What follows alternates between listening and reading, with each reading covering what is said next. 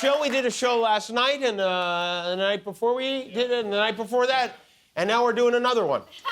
Because that's what we do. We do shows, right, Guillermo? Exactly, Jimmy. And I want to begin tonight's show with some potentially good news about an issue that is very close to my heart. Back in 2022, the Senate, the U.S. Senate, passed a bill to make daylight saving time permanent. In other words, they would see to it that we never have to change our clocks again. The bill, yes, passed unanimously, which never happens. Republicans and Democrats agreed, but they never voted on it in the House, which they have to do, and so nothing happened. We got clock blocked for 3 years. But today, the Commerce, Science, and Transportation Committee took it up again. They heard testimony, which I hope will lead to us saying goodbye to this abomination once and for all. I think we can all agree that the last thing we need right now is anything that makes the days feel even longer than they are. And in case you're wondering why they're revisiting this, the head of the committee, Ted Cruz, I'll tell you who they invited to testify today. They heard from the Insurance Institute for Highway Safety, the American Academy of Sleep Medicine, and the National Golf Course Owners Association. Let's see, who can I think of that owns a golf course?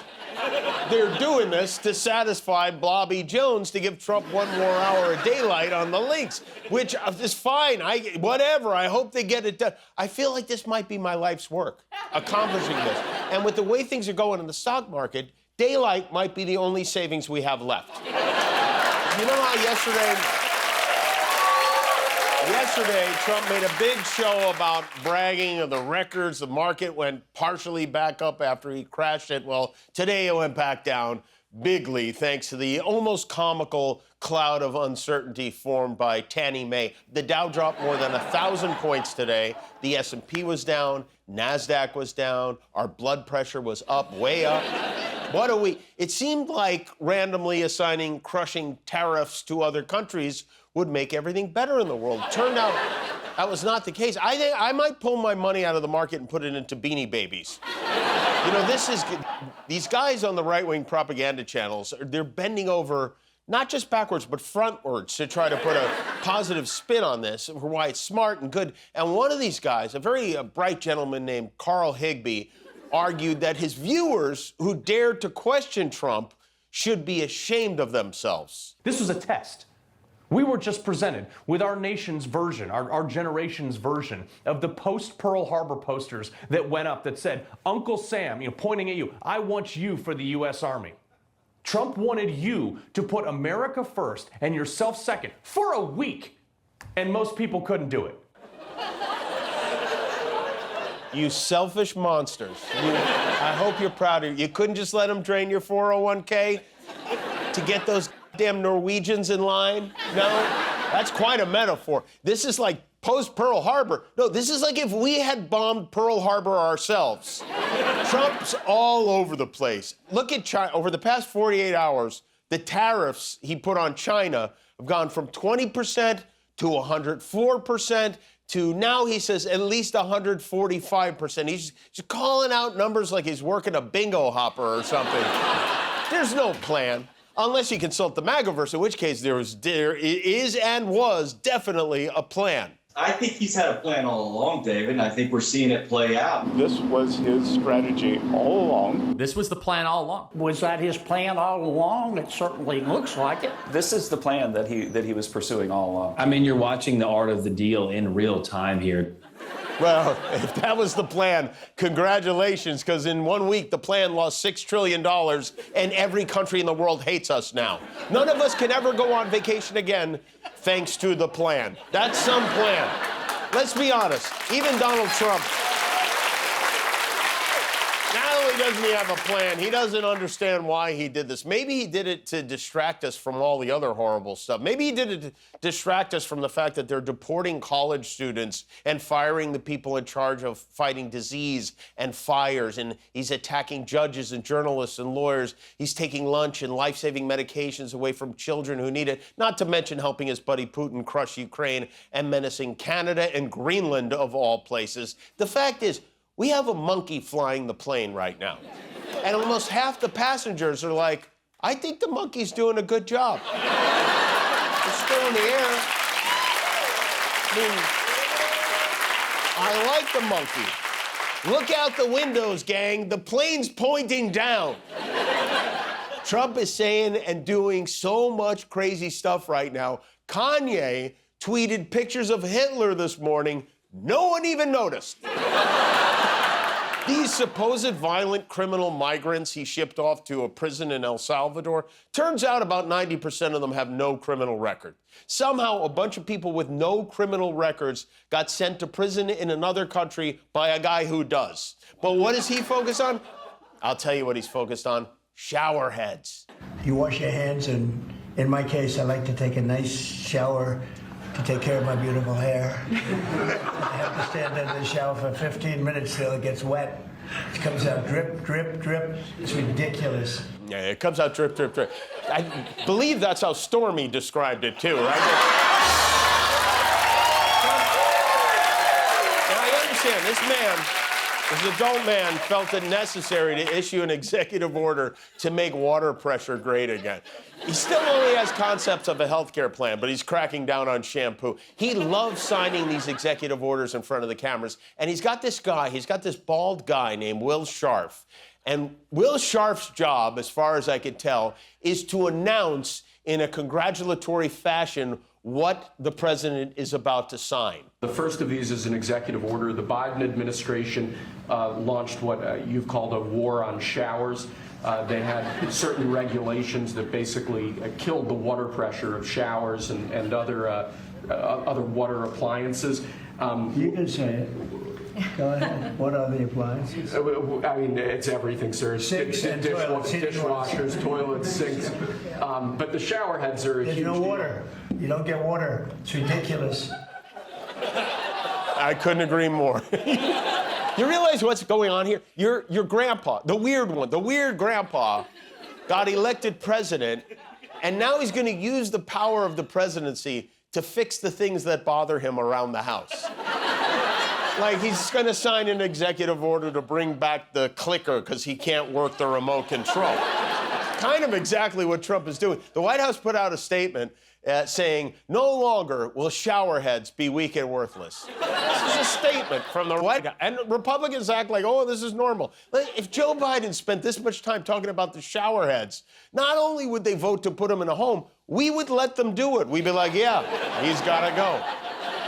Why does Donald Trump even need a shower? You'd think the 3-hour tongue bath he gets every morning from Fox and Friends would be sufficient to keep him clean.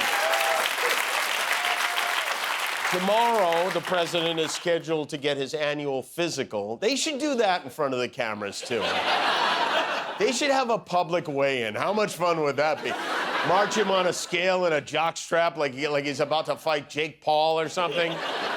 The physical is tomorrow, which means we should have the results tonight. A man who looks like someone poured waffle batter into a hefty bag is in the best physical condition of any president in our lifetimes. For Trump, this has probably been the worst week of his presidency so far. It isn't easy to find good things to say about a man who botched the global economy, but somehow there were many lickers of boot once again, and tonight they compete for the most coveted title in all of MAGA-land, the Golden Groveler.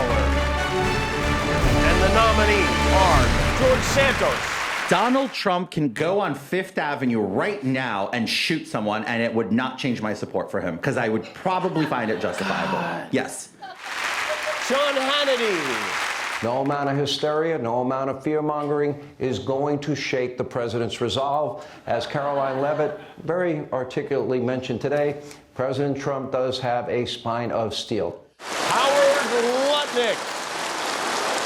My grandchildren had a great day today because my grandchildren had a great day when Donald Trump was elected president. And Greg Kelly.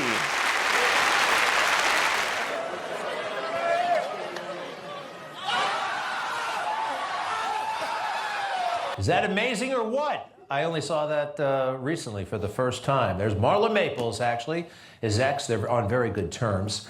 That's right. Much seed has been suckled, but in the end, we have no choice but to whittle it down to the best of the worst. And with that said, the winner is, drumroll please. The winner is disgraced former Congressman George Santos.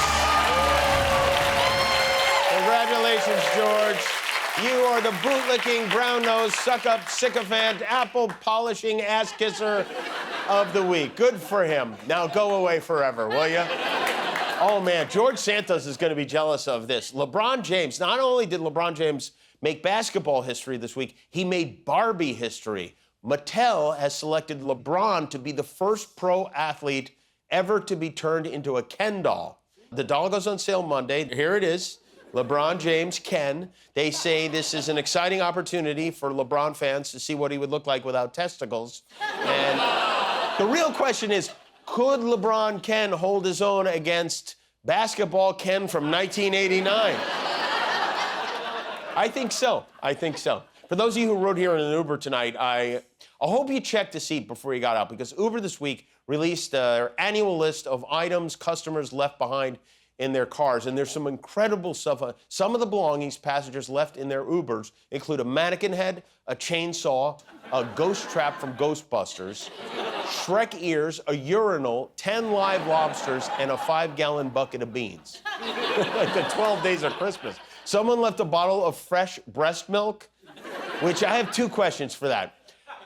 How did they know it was breast milk? And more concerningly, how did they know it was fresh? Another customer left 175 hamburgers in the car. 170. How insanely stoned do you have to be to not only buy 175 hamburgers, but then to also forget them? This is good. This story's been making the rounds, and I want to share it for personal reasons. This comes to us from our very good friends at 6 ABC Action News in Philadelphia. You could see the men carrying the casket of Benjamin Aviles slowly making their way through Greenmount Cemetery in North Philadelphia last week. Then the unimaginable. As they put down the casket, the wood platform above the burial site collapses, sending the men tumbling into the grave. Aviles' stepdaughter, Maribel Rodriguez, could not believe what was happening. I think that they should apologize. I think that there should be some reimbursement involved. Wait, what is happening with her? Is she still down in that hole? Anyway, the reason I want to show that is because that's how I want to go. That's what I want. At my funeral, I want all my friends to fall in there with me. You got that, Guillermo? Yeah, Jimmy. You promise? I'll promise you that. I'll promise you that, yes. One more thing, it's Thursday night. That means it's time to bleep and blur the big TV moments of the week, whether they need it or not. It is This Week in Unnecessary Censorship. I don't know what the president's going to do next. Here's what I hope he does next. I hope he takes a d.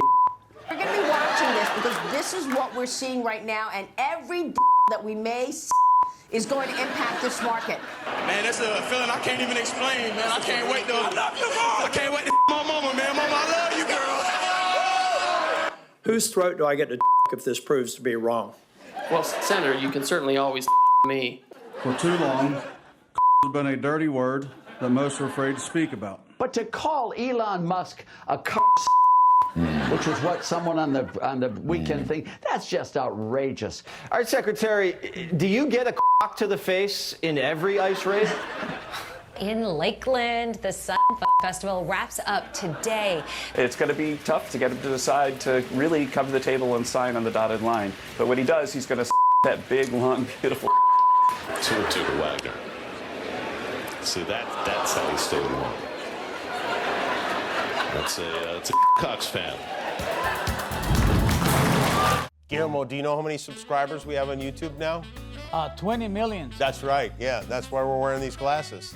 Thanks for being a subscriber. If you're not, help us get to 20,000,001.